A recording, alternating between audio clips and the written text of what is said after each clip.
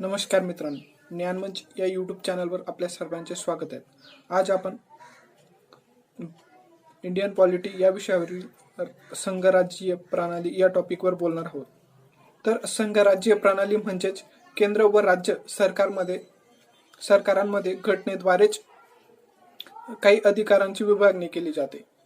ते आपले कार्य स्वतंत्रपणे पार पाडतात. यालाच संघराज्यीय व्यवस्था असे किंवा संघराज्यीय पद्धत असे म्हणतात किंवा संघराज्यीय प्रणाली असे म्हणतात. America, Australia, Switzerland, Canada, Brazil या देशांमध्ये संघराज्यीय व्यवस्था आपल्याला पाहायला मिळते किंवा संघराज्यीय प्रणाली आपल्याला पाहावयास मिळते. ज्या देशात संघराज्यीय व्यवस्था आहे त्या देशांमध्ये केंद्र सरकार आणि राज्य सरकार यांच्यामध्ये अधिकारांची विभागणी झालेली असते. याला संघराज्य सरकार असे म्हणतात. तसेच एकात्मिक सरकारांमध्ये सर्व अधिकार हे केंद्राकडे एकवटलेले असतात. त्यामध्ये आपण ब्रिटन, चीन, फ्रान्स, बेल्जियम, नॉर्वे, स्वीडन या देशांचा भारतीय राजकीय व्यवस्थेमध्ये पाहताना काही बाबतीत घटना आपल्याला संघराज्य वैशिष्ट्य दर्शवते, तर काही बाबतीत एकात्मिक सरकारची वैशिष्ट्य दाखवते. अर्थात भारत हे अर्धसंघराज्य आहे. तर भारतीय संघराज्याची वैशिष्ट्य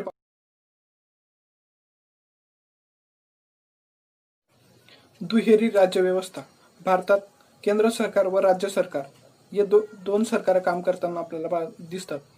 केंद्र सरकारच्या बाबतीत केंद्र सरकार कायदे करताना दिसते, तर राज्य सरकारच्या बाबतीत राज्य सरकार कायदे करताना दिसते. स्वतंत्र आपल्या हक्कानुसार अधिकार क्षेत्रानुसार कायदे करताना आपल्याला दिसतात.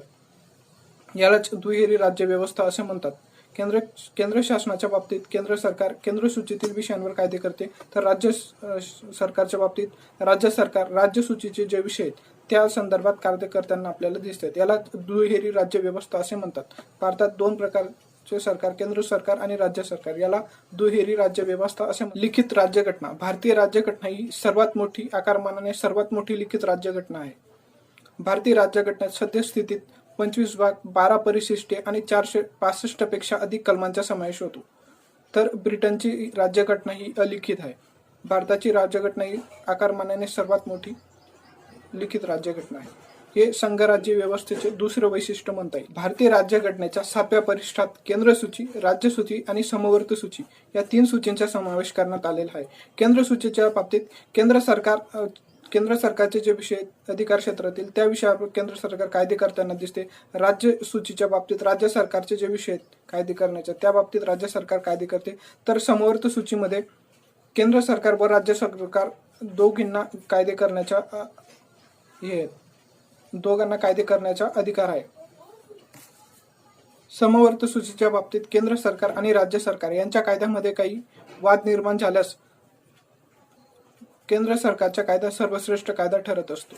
राज्यघटनेचे श्रेष्ठत्व. राज्यघटना हा देशातील सर्वोच्च कायदा असते. संसदेने केलेले कायदे राज्यघटनेच्या तरतुदींना अनुसरून आहेत किंवा नाही हे पाहण्याचे काम सर्वोच्च न्यायालय करत असते. याला न्यायालयीन पूर्वावलोकन म्हणतात. जर संसदेने केलेले कायदे हे राज्यघटनेच्या तरतुदींना अनुसरून नसतील तर ते कायदे अवैध ठरवण्याचा अधिकार सर्वोच्च न्यायालयाला असतो. तर कायदेमंडळ व कार्यकारी मंडळ हे घटनेच्या चौकटीला अनुसरून काम करत आहेत की नाही हे पाहण्याचे काम सर्वोच्च न्यायालयाचे असते. अर्थात राज्यघटना हे देशातील सर्वोच्च किंवा सर्वश्रेष्ठ कायदा असतो. त्यानंतर संघराज्य पद्धतीचे दुसरं वैशिष्ट्य म्हणजे ताठर घटना. ताठर घटना अर्थात घटना दुरुस्ती करण्याच्या, जर घटना दुरुस्ती ही केंद्र व राज्य यांच्या संबंधात असेल, अर्थात संघराज्याच्या संबंधात असेल, तर घटना दुरुस्ती करताना संसदेच्या विशेष बहुमताने व निम्म्या राज्यांच्या बहुमताने घटना दुरुस्ती करतात. याला घटना ताठर आहे असं म्हणतात.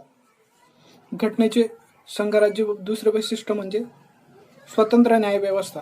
न्यायव्यवस्थेच्या स्वातंत्र्याचे 2 उद्देश आहेत. एक म्हणजे घटनेचे श्रेष्ठत्व अबाधित राखणे आणि 2 म्हणजे केंद्र सरकार व राज्य सरकार यांच्यामधील वाद सोडवणे. तसेच कार्यकारी मंडळापासून न्यायव्यवस्था वेगळी करण्यात आली. याला स्वतंत्र न्यायव्यवस्था असे म्हणतात. नंतर संघराज्य पद्धतीचे दुसरे महत्वाचे वैशिष्ट्य म्हणजे द्विगृही व्यवस्था. द्विगृही व्यवस्था अर्थात लोकसभा आणि राज्यसभा. लोकसभा हे लोकांचे प्रतिनिधित्व करते, तर राज्यसभा हे राज्यांचे प्रतिनिधित्व करते. अर्थात राज्यांचे प्रतिनिधी हे राज्यसभेत पाहायला मिळतात. याला द्विगृही व्यवस्था असे म्हणतात. आतापर्यंत आपण भारतीय राज्यघटनेची संघराज्य वैशिष्ट्य पाहिली. आता आपण एकात्मिक वैशिष्ट्य पाहू. भारतीय राज्यघटनेची एकात्मिक वैशिष्ट्य. याच्यातलं पहिलं प्रबळ केंद्र सरकार अर्थात 7व्या अनुसूचित जे विषय त्यात संघसूचित सर्वात जास्त विषय आणि त्यानंतर अतिशय महत्वपूर्ण विषय हे संघसूचित आहेत. त्यानंतर समवर्त सूचीमधले जर वाद निर्माण झाला तर त्या ठिकाणी प्रबळ केंद्र सरकार आपल्याला दिसतं आणि महत्वाचे विषय हे केंद्र सूचित टाकण्यात आलेले. अर्थात आपल्याला दिसतं की एकात्म पद्धतीत प्रबळ केंद्र असलेलं आपल्याला या ठिकाणी पाहायला मिळतं. त्यानंतर उर्वरित विषय हे केंद्र सरकारकडे सोपवण्यात आलेले आहेत. अर्थात आपल्याला केंद्र सरकार प्रबळ दिसते. नंतर राज्यघटनेचे दुसरे एकात्मिक वैशिष्ट्य म्हणजे अविनाशी राज्य. इतर संघ राज्यांप्रमाणे भारतीय संघ राज्यांना. त्यानंतर राज्यघटनेच्या एकात्मिक वैशिष्ट्यामध्ये पुढील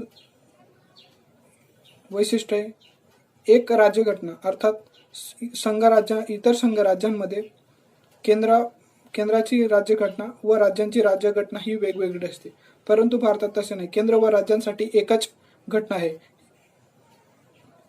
भारताची एकच घटना आहे. यासाठी भारतीय राज्यघटनेचे एकात्मिक वैशिष्ट्य एक राज्यघटना हे म्हणता येईल. नंतर राज्यघटनेचे दुसरे एकात्मिक वैशिष्ट्य म्हणजे राज्यघटनेची लवचिकता.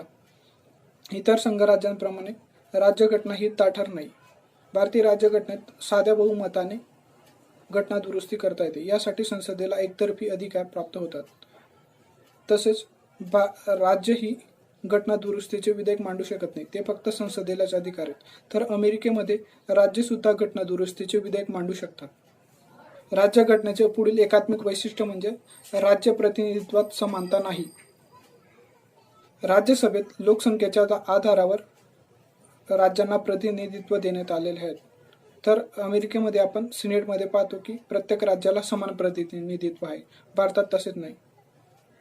भारतात प्रत्येक राज्याच्या लोकसंख्येनुसार त्या राज्याला राज्यसभेत प्रतिनिधित्व देण्यात आलेले आहे. राज्यसभेतील प्रतिनिधित्व असमानता हे राज्यघटनेचे एकात्मिक वैशिष्ट्य सांगता येईल. पुढील राज्यघटनेचे एकात्मिक वैशिष्ट्य म्हणजे आणीबाणीच्या तरतुदी. राष्ट्रीय आणीबाणी, राज्य आणीबाणी आणि आर्थिक आणीबाणी या बाबतीत या तिन्ही आणीबाणीत केंद्र सरकारकडे सर्व अधिकार एकवटतात. राज्यांना या बाबतीत स्वातंत्र्य नाही. सर्व अधिकार केंद्राकडे एकवटल्यामुळे आपली राजकीय व्यवस्था ही एकात्म बनताना आपल्याला दिसते. त्यामुळे आणीबाणीच्या तरतुदी हे एकात्म राजकीय व्यवस्थेचे वैशिष्ट्य. नंतर राज्यघटनेचे पुढील एकात्मिक वैशिष्ट्य म्हणजे एकेरी नागरिकत्व. कॅनडाच्या या देशाच्या याच्यावरून राज्यघटनेवरून आपण एकेरी नागरिकत्व स्वीकारलेले आहे. भारतामध्ये केंद्र व राज्यांचे एकच नागरिकत्व असते. केंद्रासाठी वेगळे व राज्यासाठी वेगळे असं नागरिकत्व असत नाही. याला एकेरी नागरिकत्व असं म्हणतात. पूर्ण देशासाठी व्यक्ती कुठलाही असला तरी तो भारतीय नागरिक असतो. यासाठी एकेरी नागरिकत्व. तसेच अमेरिकेच्या बाबतीत पाहताना अमेरिका, ऑस्ट्रेलिया व स्वित्झर्लंडमध्ये दुहेरी नागरिकत्व आपल्याला दिसतं. केंद्राचे नागरिकत्व वेगळं व राज्यांचे नागरिकत्व हे वेगळं दिसतं. त्यानंतर राज्यघटनेचे एकात्मिक वैशिष्ट्यामध्ये पुढील वैशिष्ट्य आहे एकात्मिक न्यायव्यवस्था. भारतात सर्वोच्च न्यायालय व त्या अंतर्गत उच्च न्यायालय ही दोघी न्यायालय ही न्यायालय केंद्र व राज्यांच्या बाबतीत कायद्यांची अंमलबजावणी करताना दिसतात. मात्र अमेरिकेमध्ये दुहेरी न्यायव्यवस्था आपल्याला दिसते. संघराज्य कायद्यांच्या बाबतीत संघराज्यीय न्यायालय असतात, तर राज्य कायद्यांच्या बाबतीत राज्य न्यायालय अंमलबजावणी करताना दिसते. घटनेचे पुढील एकात्मिक वैशिष्ट्य म्हणजे अखिल भारतीय सेवा. भारतात 3 अखिल भारतीय सेवा आहेत. भारतीय प्रशासकीय सेवा, भारतीय पोलीस सेवा आणि भारतीय वन सेवा या केंद्राच्या अखत्यारीत येतात. यांच्या अंतिम नियंत्रण हे यांच्यावर केंद्राचे असते. त्यामुळे राज्यघटनेच्या एकात्मिक वैशिष्ट्यामध्ये अखिल भारतीय सेवा याचा सुद्धा समावेश. राज्यघटनेचे पुढील एकात्मिक वैशिष्ट्य म्हणजे एकात्मिक लेखापरीक्षण व्यवस्था. भारतीय राज्यघटनेने महालेखापरीक्षक हे केंद्राचे तसेच राज्यांचे देखील लेखापरीक्षण करत असतात. महालेखापरीक्षकांची नियुक्ती करताना राष्ट्रपतींना राज्यांशी विचार विनिमय करण्याची आवश्यकता नसते. तसेच त्यांना पदावरून दूर करताना देखील राज्यांशी विचार विनिमय करण्याची आवश्यकता नसते. अमेरिकेच्या बाबतीत मात्र अमेरिकेच्या महालेखा परीक्षक हे केवळ संघराज्याचे लेखापरीक्षण करतात. त्यांना राज्यांचे लेखा परीक्षण करण्याचा अधिकार नसतो. त्यानंतर राज्यघटनेचे एकात्मिक वैशिष्ट्य म्हणजे राज्यसूचीवर संसदेचा अधिकार. राष्ट्रहिताच्या दृष्टीने केंद्राने राज्यसूचीच्या बाबतीत कायदा करावा असा राज्यसभेने ठराव पारित केल्यास केंद्र कुठल्याही विषयावर राज्याच्या बाबतीत कायदा करू शकते.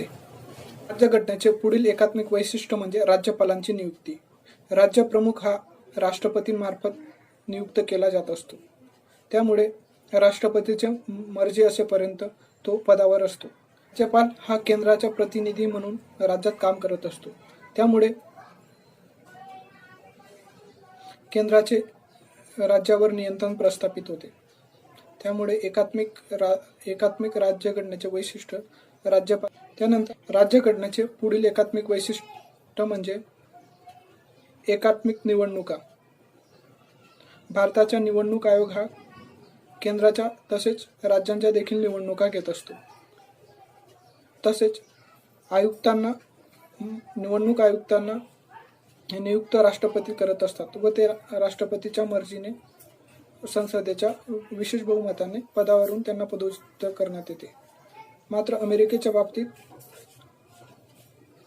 केंद्राच्या तसेच राज्याच्या स्वतंत्र निवडणूक यंत्रणा आपल्याला दिसतात. त्यामुळे एकात्मिक निवडणूक यंत्रणा हे सुद्धा